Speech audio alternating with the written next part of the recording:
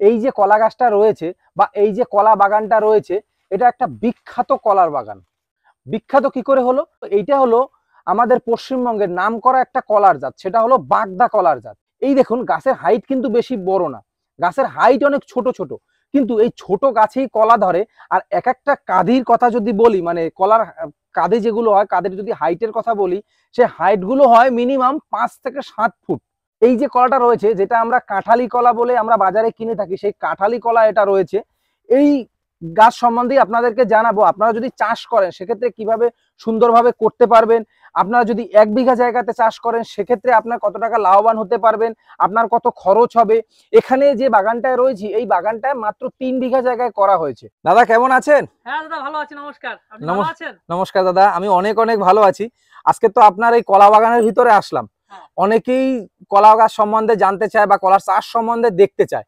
আপনি এইটা শুনলাম যে বাগদা কলার চাষ করেছেন। এই বাগানটার বয়স কতদিন দাদা? এই বাগানটার বয়স 8 মাস চলছে। এটা গাছটার হাইট তো বেশি হয়নি দাদা, অল্পই হাইট আছে। এক সপ্তাহের ভেতর ফল চলে আসবে, ওই জন্য এই গাছের সাইডে একটা মানুষ হয়ে যাচ্ছে, বুঝছেন? আচ্ছা, এই যে বাগদা কলাটাই কেন চাষ করা দাদা? এই কলাটার একটা আশ্চর্য রকম ক্ষমতা আছে। এটা রোগীর সম্পূর্ণ রকম প্রথম খাবার। ডাক্তাররা সাজেস্ট করে যে প্রত্যেকদিন 2টো কলা খাও, কিন্তু সিঙ্গাপুরে না, খালে কাঁঠালি কলা কিংবা বাগদা কলা একই কলা। আচ্ছা, কাঁঠালি কলা যেটাকে আমরা চিনি আর কি, সেইটাই নাম বাগদা কলা। আচ্ছা, এই 3 বিঘা জায়গাতে আপনার কতগুলো চারা লেগেছে? টোটাল আমার 10 বিঘাতে চাষ আছে। এই প্লটটা 3 বিঘা। আচ্ছা, বিঘাতে 200 চারা লাগে। 3 বিঘাতে মোট 600 গাছ আছে। দেখেন একটা বের হচ্ছে। আচ্ছা, এই একটা বের হচ্ছে। হ্যাঁ, ওই সাইডে আরেকটা দেখতে পাচ্ছি বেরিয়ে গেছে অলরেডি। এটা বেরিয়ে গেছে, এখনো বেরোনো সম্পূর্ণ হয়নি। এখানে আরো বেরোবে, দেখেন। 1 2 3 4 5 6 7 8 9 10 11 12টা ছড়ি বেরিয়েছে।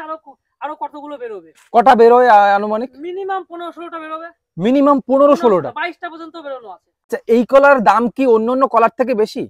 চোখ বন্ধ করে বেশি। যারা কলা সম্বন্ধে জ্ঞান আছে তারা জানে কাঁঠালি কলা বা একে 22 কলাও বলে আর বাগদা কলাও বলে। হ্যাঁ, এটা সবথেকে বাজার সেরা। এটা আমাদের হিন্দু ধর্মের পুজোতেও লাগে, আবার রোগীর প্রধান খাদ্য হিসেবে ব্যবহার হয়। আচ্ছা, এই যে কলা বের হয়েছে, এই যে নিচে তো মুচি ঝুলছে, এই মুচিগুলো তো বিক্রি করতে পারেন?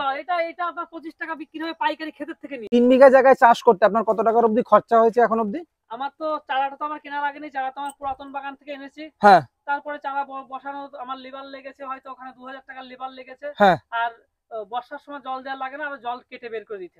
1 বিঘাতে যদি আমি চাষ করি তাহলে এই 200 চারার দাম কেমন হতে পারে? 200 চারার দাম দাদা, আমি তো নিজের চারা তো, আমি ফোন মারফতে সে কম বেশি করে দেওয়া যাবে, অসুবিধা হবে। আপনি কত করে বিক্রি করেন? আমি 20 টাকা করে বিক্রি করি পার পিস। 20 টাকা করে পিস, ট্রান্সপোর্ট যে নিয়ে যাবে তার? হ্যাঁ। 3 বিঘা জমিতে আমি তো দাদা দেখাশোনা করি, কিন্তু লেবারদের সঙ্গে আমি থাকি। লেবারদের সঙ্গে না থাকলে কোনো চাষবাসই ঠিকঠাক হয় না। আমার টোটালি আমার ইয়ারলি ধরলে 50,000 টাকা খরচা হয়ে গেছে। 3 বিঘা থেকে 50,000 খরচা হয়েছে 3 বিঘাতে ইয়ারলি। মানে বছরে এখন তো কলা আসা শুরু করবে, এখন আর কোনো খরচা নেই? এখন খরচা অল্প, ওটা যশ সামনে, ওটা মানে কাটাকোটার খরচা, কাটাকোটার খরচা, লিভার খরচা, এদিক সেদিক হালকা। আর বিক্রি কতটা করবেন আশা করছেন? বিক্রি আশা করছি এখান থেকে 1.5 লক্ষ টাকা করে ধরেন বিঘাতে। বিঘাতে 1.5 লক্ষ? 1.5 লক্ষ। আপনার 3 বিঘাতে খরচা হয়েছে 50,000। 4.5 লক্ষ টাকা বিক্রি। 4.5 লাখ, মানে 4 লাখ লাভ এক বছরে। সে তো অবশ্যই, তো সরকারি চাকরির থেকে বেশি মনে হয় আমার দাদা। আমি মানে যারা ডি গ্রুপে চাকরি করে তাদের থেকে বেশি ইনকাম। মানে আমার ধরেন যে চাকরি পাওয়ার কথা ছিল, সেই চাকরি আমি হয়তো ভগবান আমাকে ওই সেক্টরে চাইনি, ওই জন্য আমি পাইনি। আমার কোনো দুঃখ নেই। যখন আমার মনে হয় যে এই মাসে আমার 20,000 টাকা চলে গেল, আমার জিরো ইনকাম, সেই সময় কষ্ট লাগে, জানেন তো। আবার যখন আমি যে সময় সিজন, যখন আমি কলা বিক্রি করি, আদার্স যখন আমার ফসল বিক্রি হয়, কাঁঠাল বিক্রি হয়, তখন আমি দেখি যে চাকরি পাওয়ার কথা ছিল সেই চাকরির মাসিক বেতন গুণ 5। মানে ধরেন 2.5 লক্ষ টাকা 2 লক্ষ টাকা মাসে ইনকাম হয়ে যাচ্ছে। তখন মনে হয় যে না, যারা চাকরি করে তাদের বেতন বাড়ানো উচিত। চাকরির থেকে আপনি বেশি কামাচ্ছেন? অনেক বেশি কামাই, 5 গুণ কামাই কোন কোন মাসে। আচ্ছা, যাই হোক দাদা, আপনাকে অনেক অনেক ধন্যবাদ। আপনার কথা শুনে সত্যি ভালো লাগলো যে আপনি ফার্মিং এ এসে পড়ালেখা জেনেও আপনি এতটা মানে লাভবান হতে পারছেন। আর বন্ধুরা, আপনাদেরকে আরেকটা কথা বলবো, আপনাদের যদি কারো চারার দরকার হয় অবশ্যই কিন্তু দাদার কাছে আসতে পারেন। এই দেখুন কত সুন্দর সুন্দর চারা রয়েছে দাদার কাছে। দাদা দেখুন, চারার একটা ফোনে হয়তো বোঝা যাচ্ছে না, চারার বডিটা দেখুন।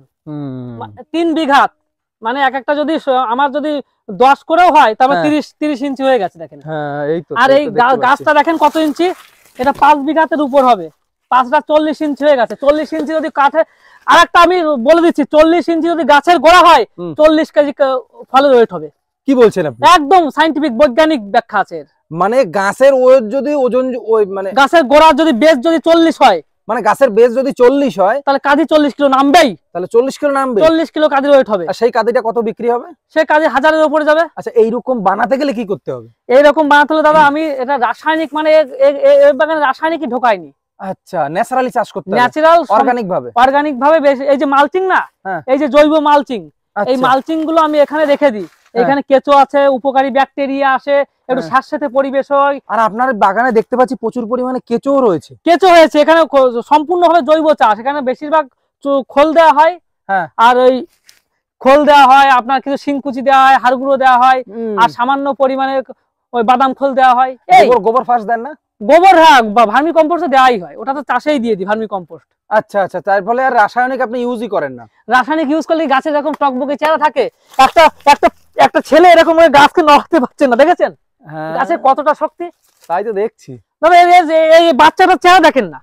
হ্যাঁ, তাই তো দেখছি। মানে এমন ভাবে লাগানো, সূর্য যেখানে থাকুক না কেন, প্রত্যেক পাতার উপর খাড়াখাড়ি সূর্যের আলো পড়বেই। হ্যাঁ, তাই তো দেখতে পাচ্ছি, কারণ জিগজ্যাগ সিস্টেমে লাগানো। ওই একটা গাছ নাড়াতে পারছিলেন না। হ্যাঁ, এর চেহারা দেখেন, শুধু ওই গাছটা ক্যামেরা আছে তা না, এই চেহারা দেখেন, গাছের চেহারা দেখেন, মনে হচ্ছে জড়িয়ে ধরি, মনে হচ্ছে জড়িয়ে ধরি। দেখেন কি পাওয়ার, দেখেন গাছে। আর পাতা দেখেন না, 22 খানা পাতা আছে। আর গাছগুলো এত হাইট ছোট, যার ফলে উপর থেকে যদি হাওয়া হয়, বন্যাও হয় বা ঝড়ও হয়, কিছু হবে না। মানে আমফান ছাড়া হেলাতে পারবেন না। আর দেখেন গাছটা যে ধারাবাহিক ভাবে বেড়েছে, তার একটা প্রমাণ আমি দেখিয়ে দেবো আজকে। হয়তো কোনো চ্যানেলে এরকম বলিনি। আচ্ছা, আমি আজকে ধারাবাহিক ভাবে গাছটা বেড়েছে, আপনারা বুঝতে পারবেন। গাছটা ঝম করে বাড়ানো উচিত না, গাছটা আবার ছোট থাকা উচিত না। দেখেন পাতার গ্যাপটা দেখেন, পাতার গ্যাপটা দেখেন, প্রত্যেক পাতার গ্যাপ দেখেন সমহারে। তার মানে আমার গাছটা আমার ঠিকঠাকই বেড়েছে, দেখেছেন? এক এক পাঞ্জা করে ঢুকছে আমি। মানে ওই যে হুপ করে বড় হয়ে গেছে, বড় হয়ে গেলে পাতার ডিসটেন্সটা বেড়ে যাবে, মানে পাতা টু পাতা ওর ডিসটেন্সটা বেড়ে যাবে জম করে বেড়ে গেলে। আর যদি আস্তে আস্তে বাড়ে, তাহলে পাতা এরকম গায়ে গায়ে থাকবে। আচ্ছা, আর যদি সমহারে বাড়ে, পর পর পর পর পর পর ঠিক তালে উঠে যাবে। আচ্ছা, যাই হোক দাদা, আপনার সাথে কথা বলে খুব ভালো লাগলো। মনে হয় সারাদিনই কথা বলতে থাকি।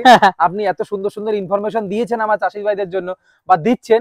সত্যি অনেকেই এইসব বিষয়গুলো জানে না, বোঝে না, সেই জন্যই অনেকে এসে চাষে হয়তো বা ফেলিয়ার।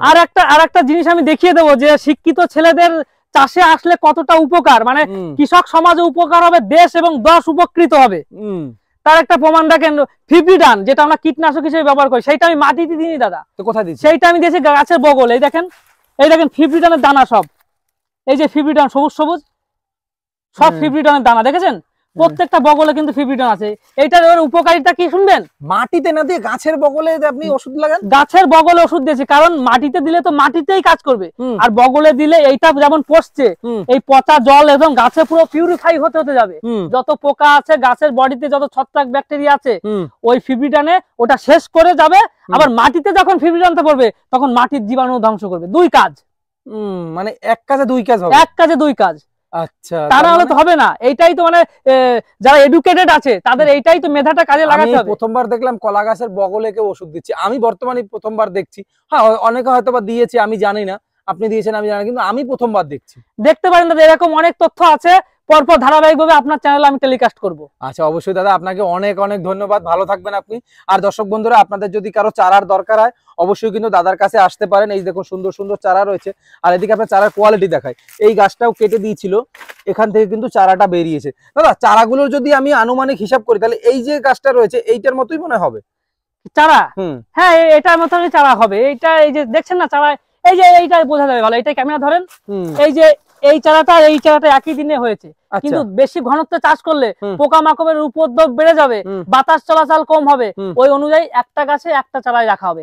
এই গাছটা 10 বছর টিকবে। আচ্ছা, 10 বছর এই বাগানটা টিকবে। আর চারা লাগাতে হবে না? না, আর চাষও হবে না, চারাও লাগাবো না। আচ্ছা, তার মানে এইরকম কোয়ালিটির চারা হবে আর কি। এই যে আপনার সাইডে কোয়ালিটিটা রয়েছে। আচ্ছা, যাই হোক দাদা, ভালো থাকবেন আপনি। অনেক অনেক ধন্যবাদ সময় দেওয়ার জন্য। নমস্কার।